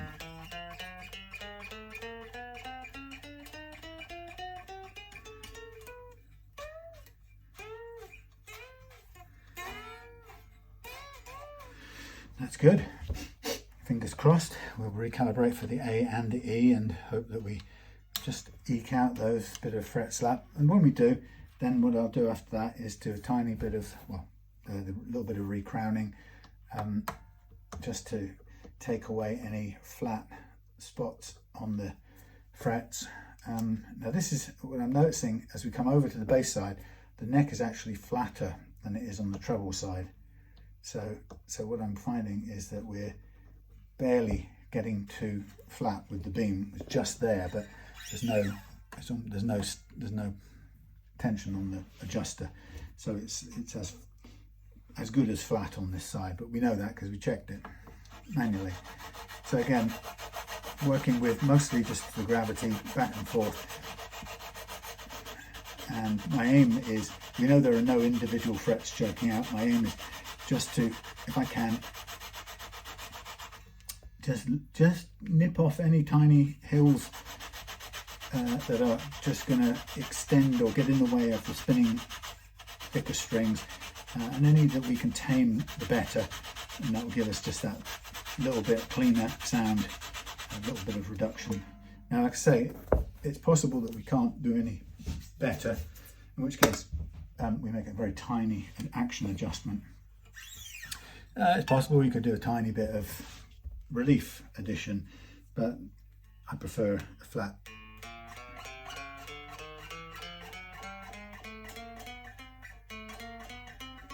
Pretty good.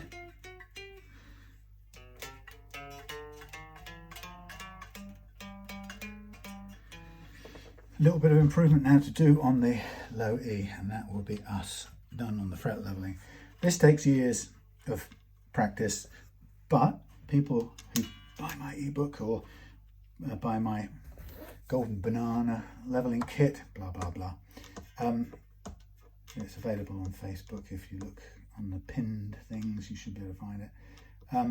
People who get into using this a lot and spend time on it pick it up, but they also, people don't have to spend, you know, it gets great results. I run a bi-monthly live Zoom Q&A session for just this technique, and one of the people who came to that on Sunday was saying they've done about 10 fret levelings, and they really feel like they've got to grips with it, and you know, got some great results. So you know, that's, and they were improving it from the start, but they feel, you know, after 10 they feel quite confident now. So again, not pressing down here, but I'm just looking at, we've got a low spot here now that's opened up on this side, which is again different. Oh, well, it's similar to where on that side, but it's come back there, which is interesting. And so really, more than anything else now, I'm just listening for the amount of fret slap there is in these notes at this very low action. Oh wow, that little fizzle, tiny bit there in that low spot. Let's do a tiny bit more, but everything else is gone, which is amazing. So let's just concentrate on this low spot here. Now, I say concentrate, all I really mean by that is we put this back on here, and we just, if anything, I'm going to press a little tiny bit more on here. And all I'm looking to do is just gently bring the ones around the lower frets just down a tiny bit. So the distance between the top of the peaks and the bottom of the surrounding, top of the surrounding peaks and the bottom of the low spot are just slightly reduced, brought closer together. That will be it. I can feel it already. That's my last go on that.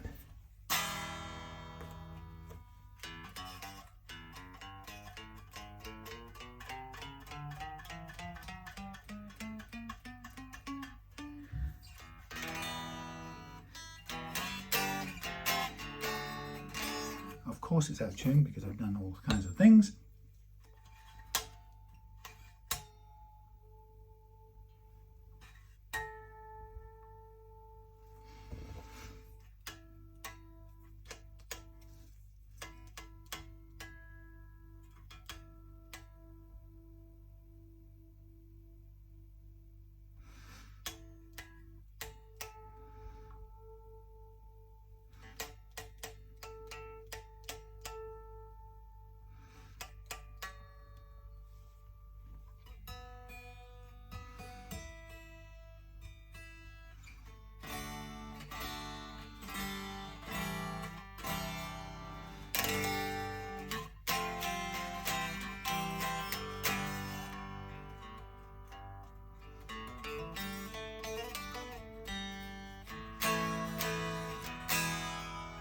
So, as I said to Ken earlier on today, the height of these are as little or as much as you can get away with your playing style. That's what I would recommend. Simple as that. Okay, so I'm happy with the leveling part of it. What I'm going to do now is I'm going to slack off the strings, take them off. Actually, I was looking at this and Ken's done what I suggested, but we'll look at the restringing a bit later. But I always recommend with the locking tuners, actually it's probably done from the shop, so they've done as I would do. They've added about a centimetre's worth of wire to it so that you get at least a second bite at this in case you need to slack your strings off and then tighten them up again. If you don't have that extra little bit of string going through, next time you have to, or when you need to slacken them or retighten them, you're going to end up biting on the same bit twice, which will usually end up breaking it, which is a pain, because quite often, especially with Les Pauls with tunematic bridges, you might find that you actually have to make that adjustment quite early. So you put the brand new strings on, and then within seconds you have to slack the thing off again, and then the string breaks and you're probably down a pack of strings, because most people don't keep a load of singles hanging around. So very much worthwhile thinking ahead about, as I've learned the hard way, of course. So off come the strings. Okay, out the back here. So I'll keep these for, what's the word, sacrificial strings, although they're short, so they're only going to be good for use on a Les Paul style guitar, but hey, it's better than using a full set of new strings. So I use these for fret leveling and nut adjustments and so on a different guitar. Okay, so the next bit I will do is I'm going to mark up the frets. Give you a bit of a view. Mark up the frets and recrown the frets, which won't take long at all because there's hardly any material taken from them. We weren't sure. I don't know. This came from Anderton's, I think, this guitar. So I don't know if they pleck these guitars or what, but the frets didn't look like they'd been worked on, but I could be wrong. They may have been machine done, for all I know. But I'm going to use the StewMac recrowning file for this part of the procedure, and I'm going to use a medium side of the thing. So basically what I'm just going to do is I'm just going to use the file like so until I've just basically rounded off any flat spots, and so the concave file here tackles the flat edges, if you like, of the fret. Looking at this, the edge here is just touching the wood, so they're not exactly tall frets to begin with. So I will keep my pressure light. As I'm rolling it side to side, it's tending to touch the wood and create a little bit of a shiny line, but that's quite common if you don't have a ultra small gauge. I've only got one of these crowning files for medium gauge and jumbo. It probably is the one you can get for smaller gauge. I'm just going to move that out of the way for a second. If you're new to all of this and you don't have one of these, you can use an old-fashioned style file that looks like this. And sometimes if it's too low and you're in risk of making the, I don't know, even this makes a little bit of it's a safe edge on here, but it's just shining a little bit. But if you don't want to put any more lines on, you can just run this over the fret as well, and it's quite good for getting very close to the top of it. Do that now and then, but it's a slower process as well. But that's what you can do for less money than this StewMac one. So you kind of just tip the file over towards the top of the fret, in towards your finger or away from it on the other side, and it's not quite as straight, but it allows you to get right to the top of the fret. And that's how I did it for quite some time. But I think with the oil and stuff, the little shiny marks will disappear, so I don't think it's too much of a worry. So I'm just going to carry on with this. So the aim is that if we use this to just round off any flat spots, what we're doing is returning the fret to a nice arch shape, which is what it needs to be, or ideally should be, to play properly. It wants to be an arch shape looked at sideways on, and that keeps the intonation point of the fret right at the top of the fret, as opposed to near the front edge if you've got a very flat spot. So it's always a really good process to do. And then once we've done this, then I will tape off the whole neck, and we'll do a series of fret polishing that runs from 400 grit through to 7,000 at the moment. I'm using a slightly different set of papers. Seems to be working quite well. It was a good value set of papers from Amazon, but it was good value, except it was incomplete. There was lots of papers in there, but there were not 10 sheets of everything that they said there was. So I ended up with a certain number of full range packs for sanding jobs, which I've got kind of cut up into little job by job servings, and then I've got a whole bunch that don't go past 3,000 because the finer grades were in short supply, and those I can't really use for the fret polishing process, which is a bit annoying. Anyway, so as you can see, I'm just whizzing along, and just very quick, hardly any pressure, hardly any cutting, but it's just making sure that there's no flat spot at all. And when we get to the end, I'll mask it all off. In fact, I'll do that off camera again because it's really boring. And all it involves is a load of cutting up masking tape into little slices, masking all of this off, and then doing a whole load of scraping with sandpapers to polish the frets out up to a shiny finish. And it's just noisy and time consuming, so it's about half an hour's worth of sanding and polishing, which I will do off camera. And that way I can have a drink and listen to something, take my mind off life for 5 minutes. So everything's going good, all right, well. That's not what I want. This is what I meant to get. Now, people sometimes worry about fret leveling and the dust that comes off the frets, and I have to tell you that nickel silver frets, or nickel, they call it, yeah, nickel silver, copper silver, copper nickel, whatever, are completely unmagnetic. So there's no magnetic material that can go or do anything or go anywhere near the yonder pickups. So, and if you want to know how I know that, I tested it myself by hand deliberately.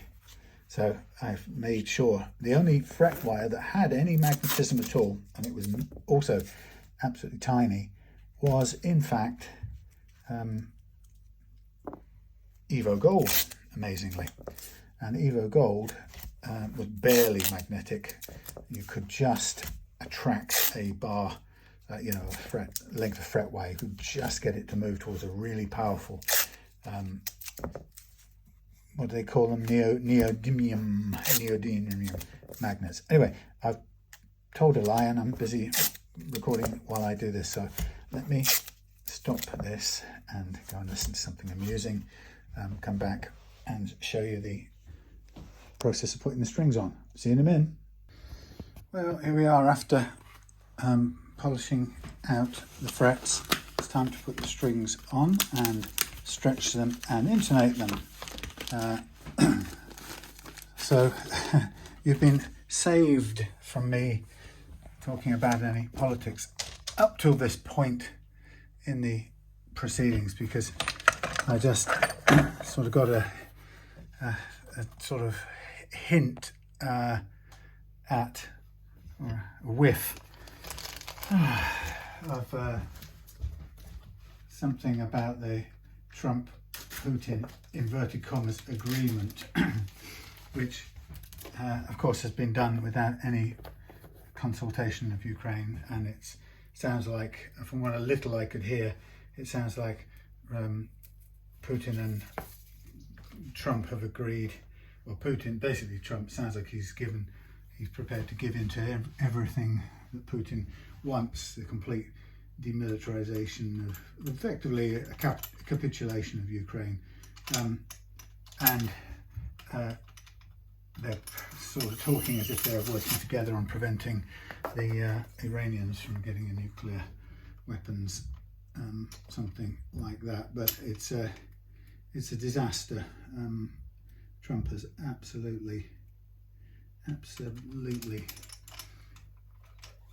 created an unworkable thing in his greed and his stupidity. And if you don't like that, I'm sorry. You can have a tantrum and sign off. I don't mind. But we've got this stupid, self-serving moron, child moron, looking after his own interests, or thinks he's looking after his own interests, making some deal that will enrich him personally, and handing the nation of Ukraine over to a man who set out to eradicate the Ukrainian population from the get-go of this whole thing. I've never seen anything as disgusting. It's just gone from worst to worst, but I guess that's what you have to come to expect from a tyrant, gutless tyrant. Anyway, I dread going back home now to look at the news or to follow it, but I have to face it, because of course it's not going to work for Ukraine. I can't even imagine Ukraine even being willing to be bound by any of it. Anyway, look, I'm just going to concentrate on this for a minute, but it is very difficult for me to separate guitars from real life like this. Anyway, so what I suggest you do, Ken, when it's time to restring, pull the string all the way through to the back, as I've done there, and then I tend to grab it at the first fret and pull it back about one fret's worth, one fingernail's worth, or a centimetre, and then I lock off the string, and then I'm left with that to tighten up. Now this will probably put realistically about a whole single loop around there, but like I said before, you'll be grateful for that should you ever need to come and redo the slack the string off to adjust something. I tend to always start with the middle, a D or a G first, just because the top of this nut can come out, so don't be surprised if it does. Sometime it's quite tight fitting, but it can come out, so doing the D holds it down, so make sure that it doesn't pop out while you're doing the other strings. And then I tend to switch round to doing the G onwards. Yeah, what an absolute disaster. Of course, what will happen is that Trump will now have a tantrum that Zelensky's refused his so-called peace deal, which is utterly unacceptable. History will show it. History will record it as having been the most disgraceful act of international politics. Well, worse than anything, even in as bad as anything in the Second World War, and probably likely to lead to similar kinds of outcomes, I'm afraid. Just bowed down and kissed the boots of a tyrant and given them free hand to do whatever they want. And there's not a chance, not a hope in hell that Ukraine would retain any sovereignty. Now it's been sacrificed, thrown to the wolves like this. You know, it was supposed to be off his radar, and then Russia will absorb it and destroy Ukrainian identity over time, and constantly move forward with various so-called referenda and all that sort of crap made up at gunpoint by agents provocateurs, as it's always done. And before you know it, Putin will have absorbed Ukraine, and then we'll be moving on to Moldova and so on. So it's a complete and a total disaster. And the fact that people who disagree with that assessment, all they can argue back is, oh, so you're a warmonger, you want war. No, I don't want war. I don't also, more importantly, I don't want tyrants walking into their neighbours because they are bigger, stronger and more murderous and feeling they can do anything they like, because as you full well know, if they do it once to Ukraine, they'll do it to you in short order as soon as they get a suitable opportunity. So I'm not a warmonger, but I'm also not voting for my own eradication or slavery, thank you very much. Anyway,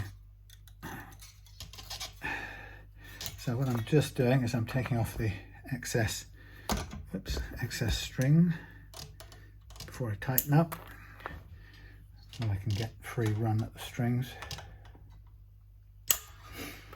And then I have to slack this off a bit to get a good bite at it, and then we'll stretch the strings out a little bit, get them up to pitch, and then go into sort of manual stretching.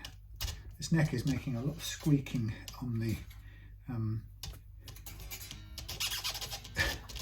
it's unusual, it doesn't normally do that.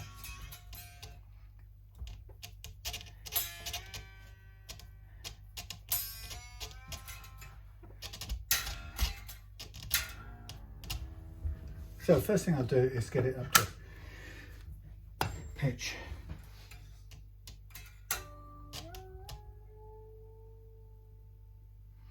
Now remember, having put on a set of 9s, the amount of pull on the neck is going to be smaller than it was before.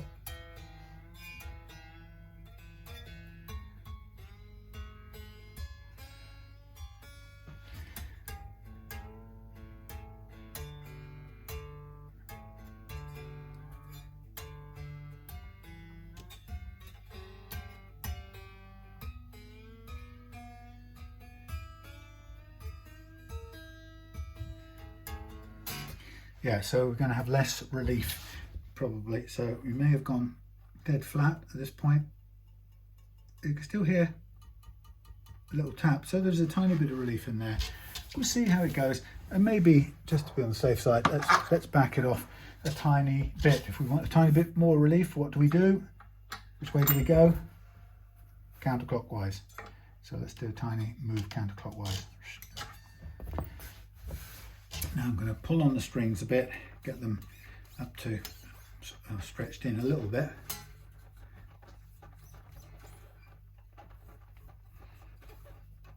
I dread looking at the news now.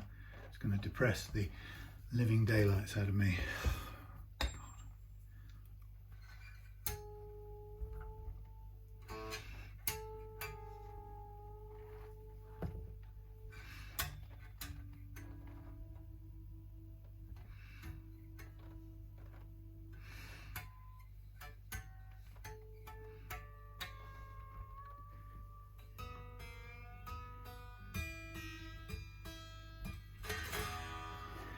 Okay, so what we do, if you want this to play and stay in tune, which you do, we're going to grab hold of the strings with thumb and forefinger and push with your fingers against your thumbs with a string in between, and go up and down each string like so.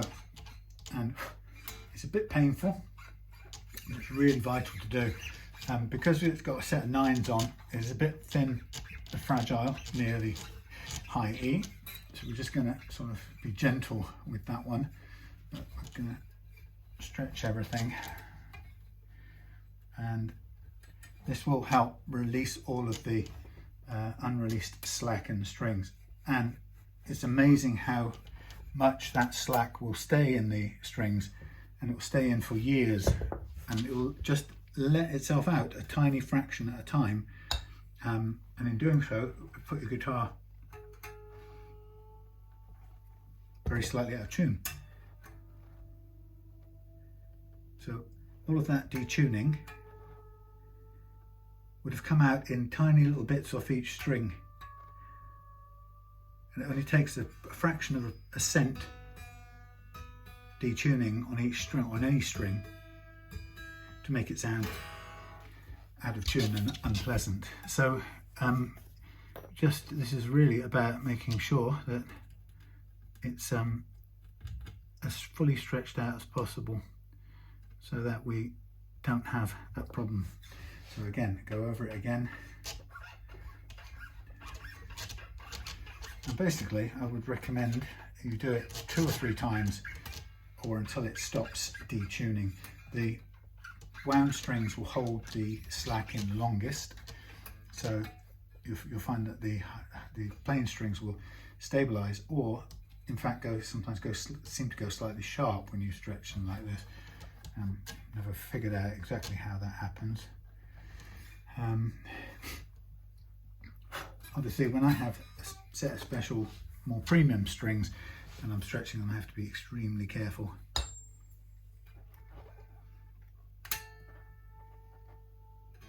So nearly there.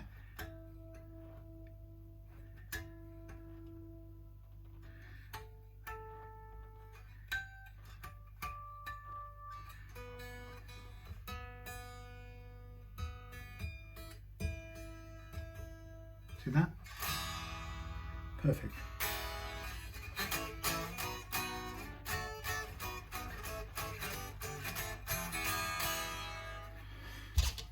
Right, last section before I go home and get depressed is to check the intonation and adjust it. Now I'm feeling this is a bit out just because of the way the pattern.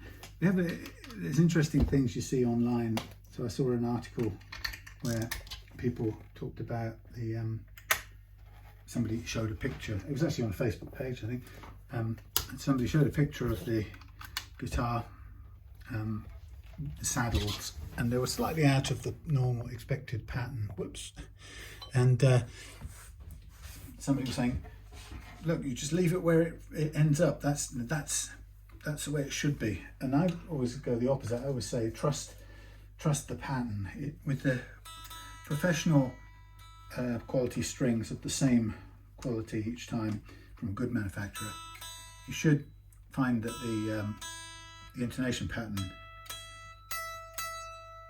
is a familiar and dependable shape. Now that's a little bit flat, so it's too long, so we're going to adjust it, if we can, outwards.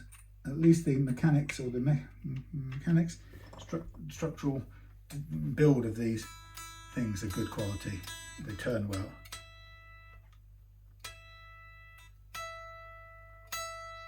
That's on. Now from that I can do that thing where I can tell you, I've still got little bits of glue on the back of there, I must get that off. I can now judge by the rest of these strings where the position should be. So I'm just going to adjust them manually, and then I bet you it'll all be nicely in position. So that's too far back. Right, that's good, that's not good. That's too far forward. Let's go the other way, please. And this one comes forward some. All together.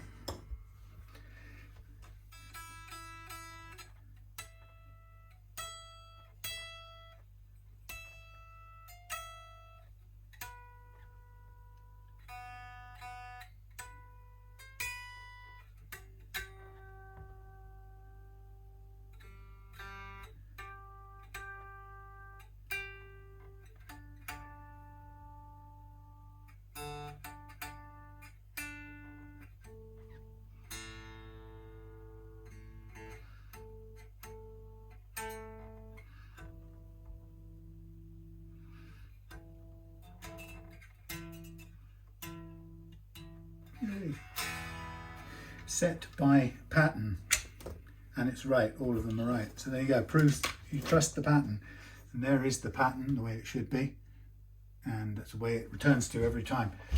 So it's really interesting when people say, well, the truth is, if somebody's intonated it and it's out of pattern, what it's telling you is that your basically your strings are inconsistent, maybe not very well made, or but the rule is, given a good set of strings from a good manufacturer, then you will get the same intonation stagger pattern each time. And I've just demonstrated exactly that by placing it by hand and trusting it and checking it, and it shows that it's all in place. Well, look, there we have it. Just one thing, final thing to do. Let's check our relief. Yeah, that's nearly flat, but it's got a tiny bit of gap. That will do for me.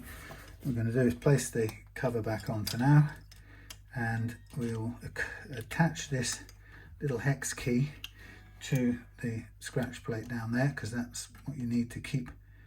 I don't have a magnet or a, what else I could use, you know, like some little foam block or something that you could stick it to, but that it needs keeping somewhere safe. Well, I'm going to go home and see what the hell has gone on in the world. Dreading it. I'm sure my wife has probably texted me telling me what she's heard. So there we have it. Everything done. Everything ready to go. I'll include the original nut back in the wrappings in case you ever want to put it back on instead.